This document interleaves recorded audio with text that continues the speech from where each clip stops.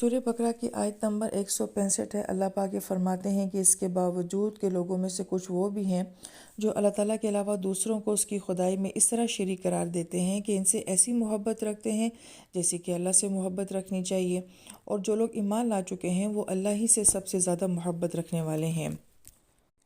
یہ بہت ہی خوبصورت آیت مبارکہ ہے۔ اس کو سمجھنے کے لیے پچھلی آیات کے ساتھ جو ہے وہ ربط دیکھنا ہوگا کہ سب سے پہلے اللہ پاک نے الہ کی بات کی تھی۔ یہاں بہت ہی خوبصورت نکتہ علماء کرام بیان فرماتے ہیں کہ ہم اپنے کلمے پہ غور کریں تو لا الہ الا اللہ آتا ہے، یعنی کہ لفظ اللہ سے پہلے بھی الہ کا لفظ آتا ہے، اور الہ کے معنی کو ہم سورہ فاتحہ میں جان چکے ہیں کہ الہ کے اندر کتنے زیادہ معنی پائے جاتے ہیں، اور وہ سب معنی کس بات کے اوپر دلالت کرتے ہیں کہ ایک ایسی ہستی کہ جس کو جذب، شوق، انتہا کی محبت کے ساتھ چاہا جاتا ہے، ایسی ہستی جس کی طرف سکون حاصل کیا جاتا ہے۔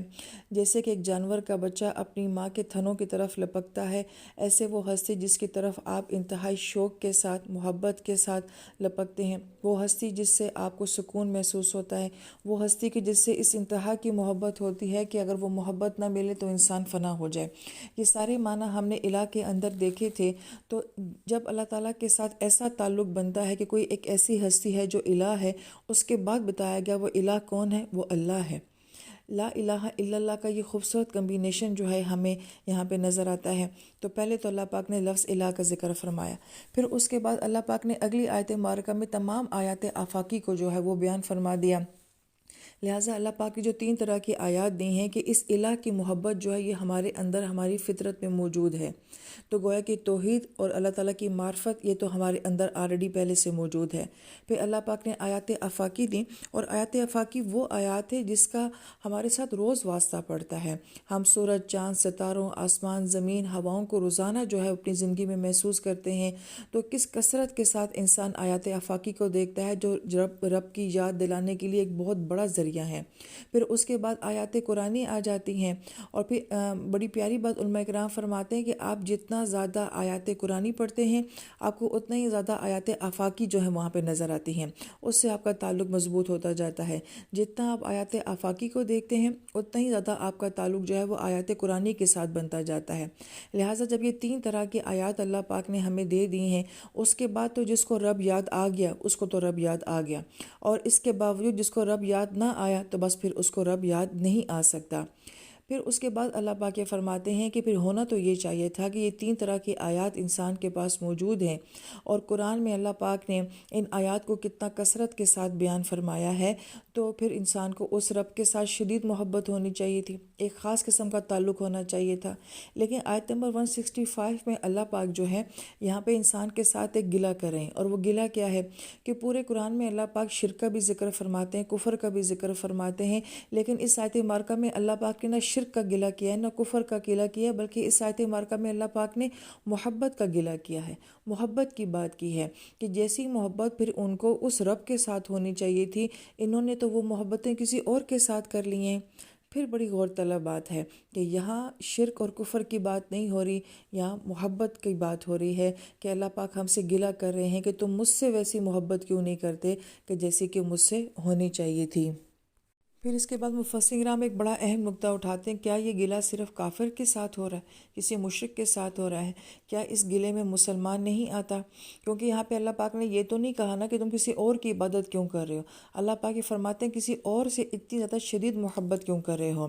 لہٰذا یہ محبت صرف بتوں کے ساتھ تو نہیں ہے، غیر اللہ کے ساتھ تو نہیں ہے، یہ محبتیں انسان اپنی زندگی میں اور بہت ساری دوسری چیزوں کے ساتھ بھی کر لیتا ہے۔ تو گویا کہ یہاں پہ گلہ محبت کا ہو رہا ہے۔ بڑی پیاری بات علماء کرام یہ فرماتے ہیں کہ دراصل میں انسان کے اندر محبت کرنے کی شدید حس جو ہے وہ موجود ہے، انسان محبت کیے بغیر رہ ہی نہیں سکتا، اور اس کے اوپر مزید یہ کہ انسان اللہ تعالیٰ سے ملاقات کر کے آ چکا ہے، اس کی روح نے عالم بالا میں اللہ سے ملاقات کر لی ہے، تو محبت کا ایک ٹیسٹ تو وہ وہاں سے لے کے آ چکا ہے۔ دوسرا پھر یہ کہ اللہ رب العزت کی تجلیات وہ وہاں پہ دیکھ کے آ چکا ہے، تو وہ اس حسن کی تلاش، اس تجلی کی تلاش، اس محبت کی تلاش یہ بھی انسان کے اندر موجود ہے۔ گویا کہ حسن اور محبت یہ تو انسان اپنی فطرت میں عالم بالا سے لے کر آیا ہوا ہے۔ اب جب انسان دنیا میں آتا ہے تو اسی حسن کو اور اسی محبت کو تلاش کرتا رہتا ہے، تو جس کو تو ان 3 آیات سے وہ معرفت حاصل ہو جاتی ہے تو وہ تو اس محبت کو اپنے رب کے اندر تلاش کرتا ہے، لیکن جو وہاں تک نہیں پہنچ پاتا ہے تو پھر وہ کسی اور چیزوں سے محبت کرنے لگ جاتا ہے۔ اب وہ کوئی جذبہ قوم کا بھی ہو سکتا ہے، کسی نظریے کا بھی ہو سکتا ہے، کسی انسان کے ساتھ بھی ہو سکتا ہے، شہرت کے ساتھ بھی ہو سکتا ہے، دولت کے ساتھ بھی ہو سکتا ہے، اپنی ڈگریوں کے ساتھ ہو سکتا ہے، کوئی بھی اور چیز ایسی ہوگی جسے انسان شدید چاہنے لگ جائے گا، لیکن دراصل میں وہ اس محبت کی تلاش میں جو ہوتا ہے وہ ان چیزوں کو چاہنے کی کوشش کر رہا ہوتا ہے۔ لیکن مسئلہ یہ ہے کہ انسان کو تسکین نہیں ملتی، وہ جتنا زیادہ ان چیزوں کو چاہتا ہے اتنا ہی زیادہ بے سکون ہوتا چلا جاتا ہے۔ یہ بڑا اہم نقطہ جو یہاں پہ بیان کیا گیا ہے کہ انسان محبت کے بغیر نہیں رہ سکتا، اور وہ دنیا میں جس کسی سے بھی محبت کرے گا اس کو سکون اس وقت تک نہیں ملے گا جب تک کہ اس کو اس کی اپنی اصل محبت نہیں مل جائے گی۔ اب یہاں پر بہت ہی اہم نقطہ کہ اللہ تعالیٰ اس آیت مبارکہ میں کیا فرما رہے ہیں کہ یہ سارا مسئلہ کس کا ہے کہ جو اصل رب کو محبت نہیں کر پاتا وہ کسی اور محبتوں میں چلا جاتا ہے، وہ بے سکون ہو جاتا ہے، اس کو تسکین نہیں ملتی۔ اللہ پاک اس آیت مبارکہ میں فرما رہے ہیں کہ ایمان والوں کا یہ مسئلہ نہیں ہے، کیونکہ ایمان والے تو ایسے ہوتے ہیں کہ جو کہ اللہ تعالیٰ کے ساتھ جو ہے وہ شدید محبت رکھتے ہیں۔ یہ ان لوگوں کا مسئلہ ہے کہ جو ایمان والے نہیں ہوتے ہیں۔ یہ آیت مبارکہ سن کے پھر مجھے تو بہت شرم آتی ہے کہ مجھے تو ایسا لگتا ہے کہ دراصل میں یہ میرا ہی مسئلہ ہے کہ میں اللہ تعالیٰ سے ویسی شدید محبت نہیں کر سکی کہ جیسی کرنی چاہیے تھی، اس کی بجائے تو دوسری چیزوں کی شدید محبت ہمارے اندر آ رہی ہے، جبکہ اللہ پاک یہ فرما رہے ہیں کہ نہیں، ایمان والے کا یہ مسئلہ نہیں ہے۔ ابن عاشور رحمہ اللہ تعالیٰ بڑی پیاری بات فرماتے ہیں کہ دراصل میں آیت مبارکہ یہی کہہ رہی ہے کہ جیسے باقی لوگ جو ہوتے ہیں وہ دوسری محبتوں میں پاگل ہو جاتے ہیں، ایمان والا ایسا ہوتا ہے کہ وہ اللہ تعالیٰ کی محبت میں اتنا شدید پاگل اور جنون رکھتا ہے جیسے کہ یہ باقی لوگ دوسری محبتوں میں گم ہوئے ہیں۔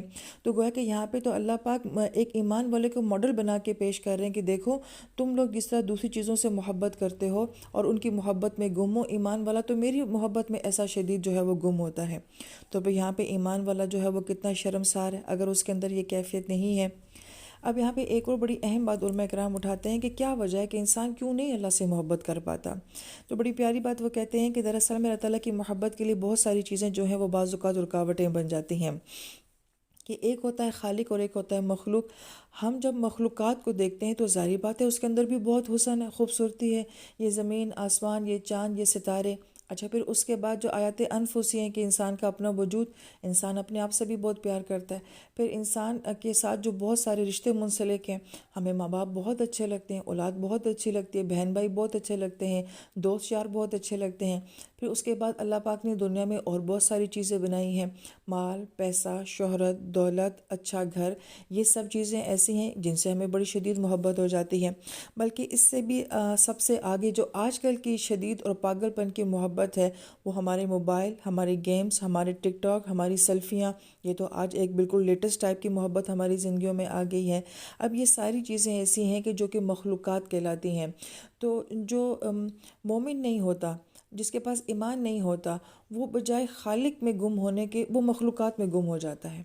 وہ خالق کو نہیں دیکھ رہا ہوتا، وہ بلکہ تخلیق کو دیکھ رہا ہوتا ہے۔ تو بجائے یہ کہ وہ اس تخلیق کے ذریعے اس خالق سے محبت کرے، وہ تخلیقات میں ہی اس کی محبتوں میں گم ہو کے رہ جاتا ہے۔ لیکن ایمان والا جو ہوتا ہے وہ تخلیقات کو نہیں دیکھتا، وہ مخلوق کو نہیں دیکھتا، بلکہ وہ اس کے پیچھے اس کے خالق کو دیکھ رہا ہوتا ہے۔ یہی وجہ ہے کہ وہ مخلوق کی محبت میں نہیں گم ہوتا بلکہ مخلوق کو بنانے والے خالق کی محبت میں گم ہو جاتا ہے۔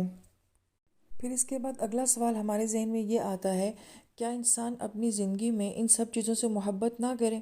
اور کیا یہ ممکن ہے کہ انسان اس دنیا میں رہتے ہوئے ان تمام چیزوں سے لا تعلق ہو جائے، اس کے دل میں کسی اور چیز کی محبت نہ آئے؟ تو یہ بھی پریکٹیکل بات نہیں ہے، یہ عملی بات نہیں ہے۔ اور دیکھیں اس کا حل بھی اللہ پاک نے ہمیں اسی آیت مبارکہ میں بتا دیا۔ اس سوال کا جواب اللہ پاک فرماتے ہیں جو ایمان والے ہوتے ہیں وہ اشد حب للہ ہوتے ہیں، شدید محبت اللہ تعالیٰ سے کرنے والے ہوتے ہیں۔ اب یہ جو اشد کا صیغہ ہے اسے اس میں تفضیل کا صیغہ کہا جاتا ہے۔ اور اس میں تفضیل کا صیغہ کیسے ہوتا ہے؟ جیسے ہم یہ کہتے ہیں کہ سارہ، عائشہ اور فاطمہ یہ بہت ذہین ہیں، مگر ان سب سے زیادہ زینب ذہین ہے۔